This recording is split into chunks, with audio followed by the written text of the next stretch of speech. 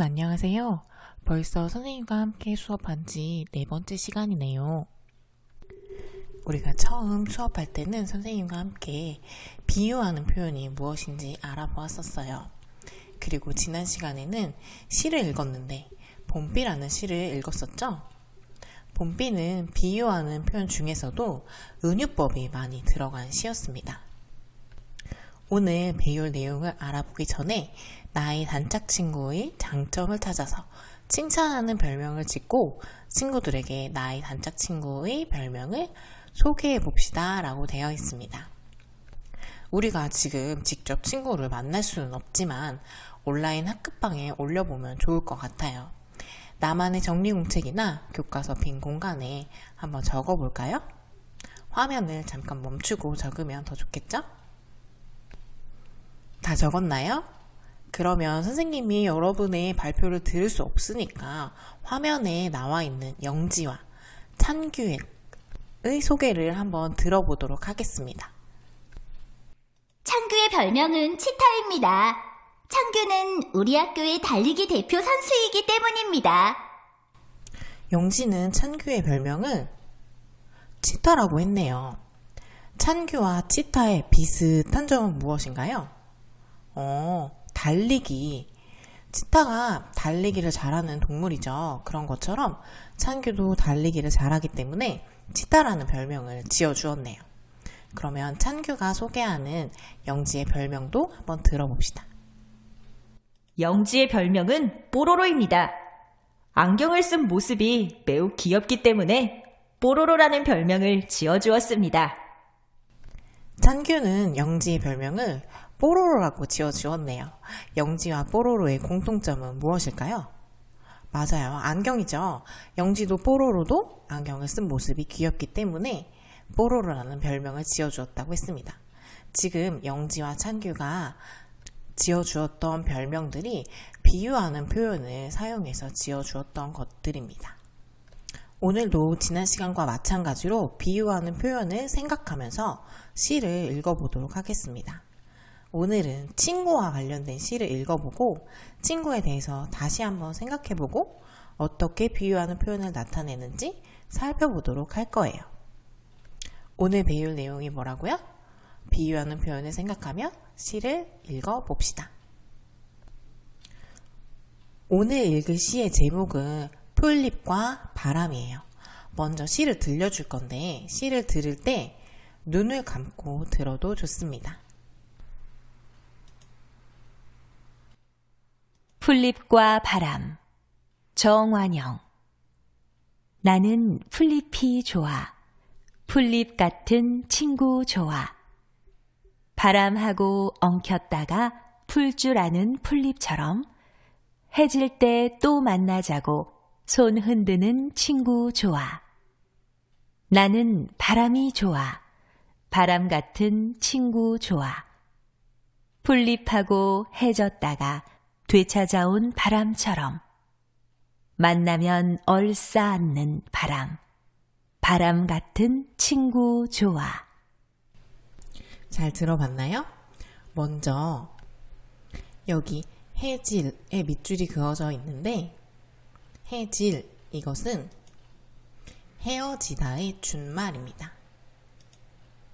이 시를 들어보니 여러분 어떤 장면이 떠올랐나요? 선생님은 친구와 헤어졌다가 다시 만나는 장면, 그리고 친구를 오랜만에 만나서 반갑게 인사하는 장면들이 떠올랐어요. 여러분들도 친구와 어떤 일을 했던 그런 장면들이 떠올랐을 것 같아요. 그러면 우리 이번에는 시를 함께 읽어봅시다. 읽으면서 미션이 있습니다. 친구를 비유한 표현에 동그라미를 치면서 읽어보도록 할게요. 연필 준비됐나요? 큰 목소리로 같이 읽어봅시다. 풀잎과 바람, 정완영. 나는 풀잎이 좋아. 풀잎 같은 친구 좋아. 바람하고 엉켰다가 풀 줄 아는 풀잎처럼 해질 때 또 만나자고 손 흔드는 친구 좋아. 나는 바람이 좋아. 바람 같은 친구 좋아. 풀립하고 헤어졌다가 되찾아온 바람처럼 만나면 얼싸안는 바람 같은 친구 좋아. 먼저 시 읽기 전에 비유하는 표현에 친구를 비유하는 표현에 동그라미 치자고 했는데 다 쳤나요? 그러면 이 시에서는 친구를 무엇에 비유했나요? 맞아요. 바람하고 엉켰다가 풀 줄 아는 풀잎처럼 풀잎에 비유했고, 그리고 또 맞습니다. 풀잎하고 헤어졌다가 되찾아온 바람처럼 이렇게 바람에 비유했네요. 아주 잘 찾았습니다. 그러면 여러분들 교과서 40조 풀잎과 바람 시 바로 밑에 괄호 1번 문제 보도록 하겠습니다. 이 시에서 풀잎 같은 친구가 좋다고 한 까닭은 무엇이었을까요? 화면을 잠시 멈추고 적어보세요. 풀잎 같은 친구가 좋다고 한 이유는 바람하고 엉켰다가 풀 줄 아는 풀잎의 모습이 헤어질 때 또 만나자고 손을 흔드는 친구 같기 때문이었죠. 그러면 2번, 바람 같은 친구가 좋다고 한 이유는 무엇인가요? 풀립하고 헤어졌다가 되찾아온 바람의 모습이 만나면 얼싸안는 친구 같기 때문입니다. 이렇게 우리가 잘 아는 친구를 바람과 풀립에 비유할 때 얻는 효과가 무엇일까요? 친구가 정겹게 느껴지고 친근하게 느껴질 수 있습니다. 그리고 친구의 모습을 훨씬 구체적으로 느낄 수 있고요. 친구의 성격이나 특성에 대해서 생각해 볼 수도 있겠죠. 교과서를 한 장 넘겨서 42쪽을 펴주세요.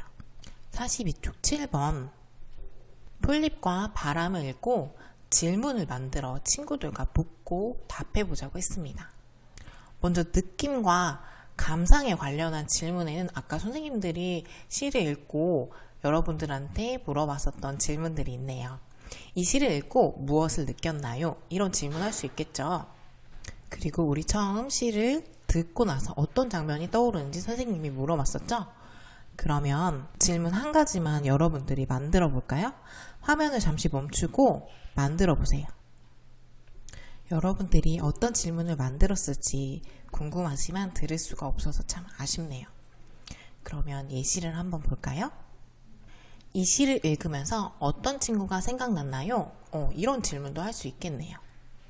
선생님은 이 시를 읽으니까 선생님이 초등학생이었을 때 먼 곳으로 이사를 갔다가 다시 돌아온 친구가 생각나네요. 그러면 이번에는 내용과 형식에 관련한 질문을 한번 만들어 봅시다. 내용과 형식에 관련한 질문에서 먼저 이 시의 주제는 무엇인가요? 이런 질문을 할 수 있겠죠. 여러분 대답도 할 수 있겠죠. 이 시의 주제는? 맞아요. 친구죠. 두 번째, 세 번째 질문은 여러분들이 한번 만들어 보세요. 화면 멈춰주시고요. 다 만들었나요? 내용과 형식에 관련한 질문이니 이런 질문은 어떨까요? 이 시는 몇 년 몇 행인가요? 이 시는 몇 년 몇 행이죠?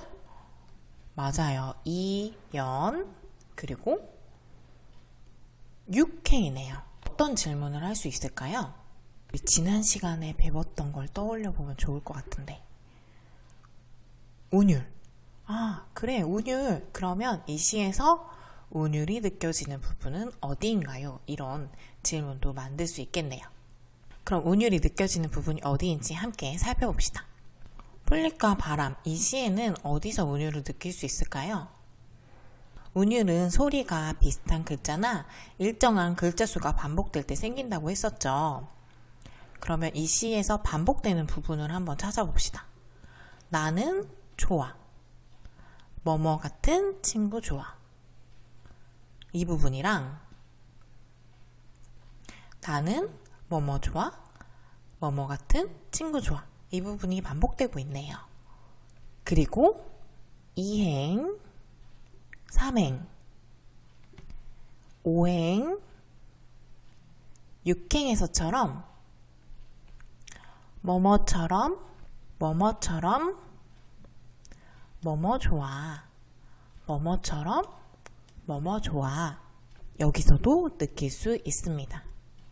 이렇게 친구를 풀잎 같은 친구나 바람 같은 친구로 나타낸 것처럼 뭐뭐 같이, 뭐뭐처럼, 뭐뭐듯이와 같은 말을 써서 두 대상을 서로 직접 견주어 표현하는 방법을 직유법이라고 합니다.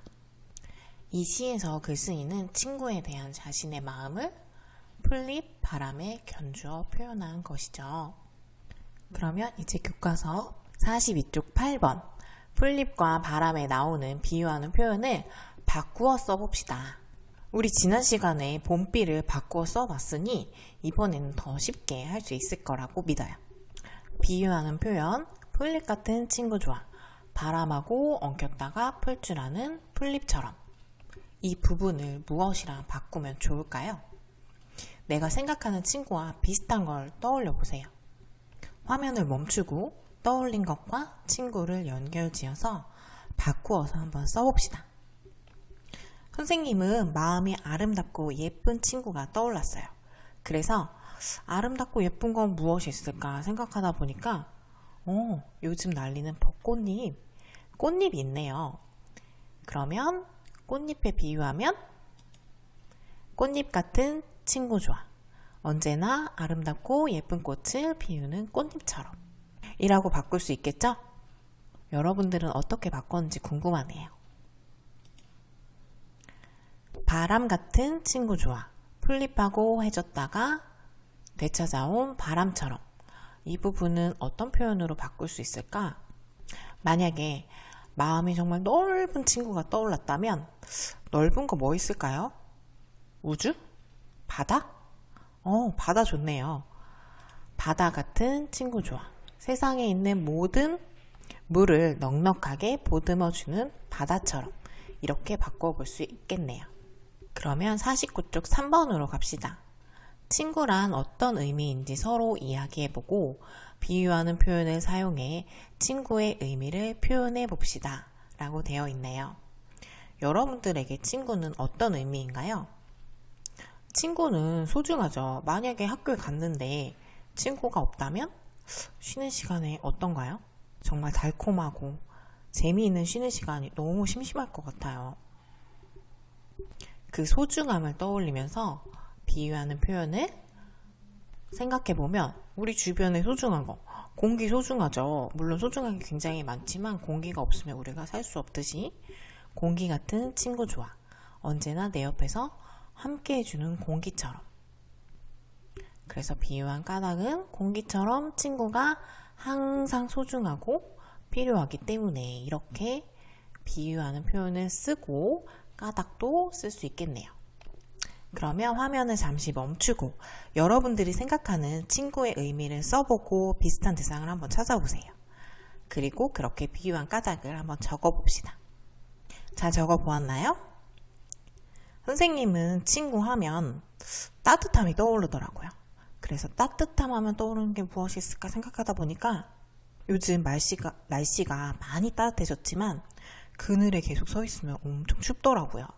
그런데 그러다가 햇볕으로 나가면 너무 따뜻했어요.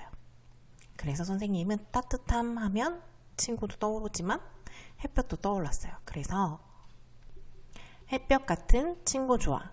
따뜻하게 온 땅을 내리쬐는 햇볕처럼 이라고 비유했습니다. 그리고 친구는 편하기도 하죠. 함께 있으면 편해요. 우리 편한 거 뭐가 있죠? 맞아, 친구도 편하지만 정말 편한 사람들은 가족이죠. 물론 편할수록 더 소중히 여겨야 되지만요. 그래서 가족 같은 친구 좋아. 곁에서 슬픔과 기쁨을 같이 나누어서 좋은 가족처럼 항상 기쁨과 슬픔을 같이 하기도 하고 편하기도 해서 이렇게 비유하는 표현을 써봤습니다. 여러분들은 어떻게 썼을지 궁금한데 여러분들 온라인 학급방이 있다면 거기에 올려보면 좋을 것 같아요.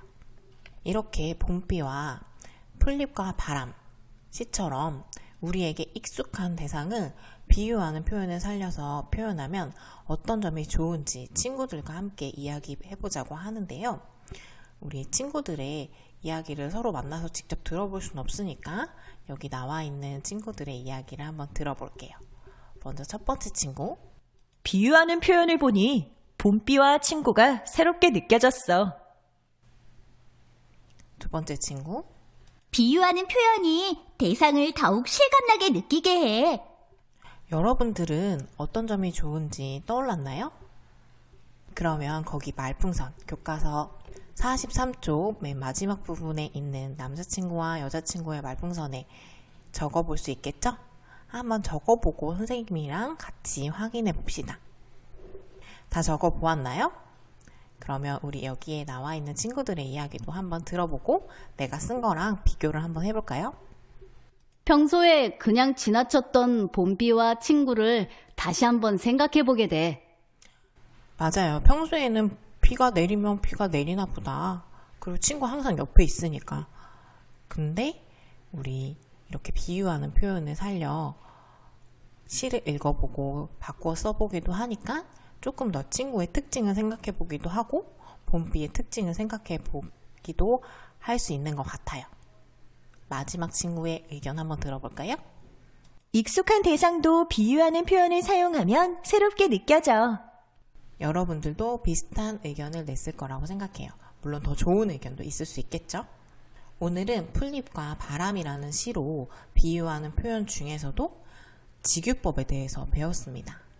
직유법은 뭐뭐처럼, 뭐뭐듯이, 그리고 뭐뭐와 같이 같은 말을 써서 두 개의 대상을 서로 직접 견주어 표현하는 방법이에요. 예시를 한번 보면 풀잎 같은 친구, 바람 같은 친구, 바람하고 엉켰다가 풀 줄 아는 풀잎처럼 이런 것들이 비유하는 표현 중에서도 직유법이었습니다. 그러면 오늘 공부를 열심히 했는지 문제 하나만 풀고 수업을 마치도록 할게요. 풀잎과 바람의 내용을 알맞게 정리해 보세요. 보기에는 가족, 풀잎, 햇볕, 선물, 친구, 바람, 꽃잎 이런 단어들이 나와 있고요. 빈칸에 정답을 드래그 해보라고 했는데 선생님이 대신할게요. 뭐뭐에 대한 생각이나 마음을 우리 풀잎과 바람 씨는 뭐에 대한 생각이나 마음을 뭐뭐와 뭐뭐에 빗대어 표현했나요? 맞습니다. 친구에 대한 생각이나 마음을 우리 제목에도 나와 있죠. 풀잎과 바람에 빗대어서 표현했었죠. 오늘도 공부 아주 열심히 했네요. 끝까지 수업을 들은 친구들을 모두 칭찬합니다. 집중하기 어려웠을 텐데 끝까지 들어준 친구들 모두 고맙습니다. 다음 시간에 만납시다.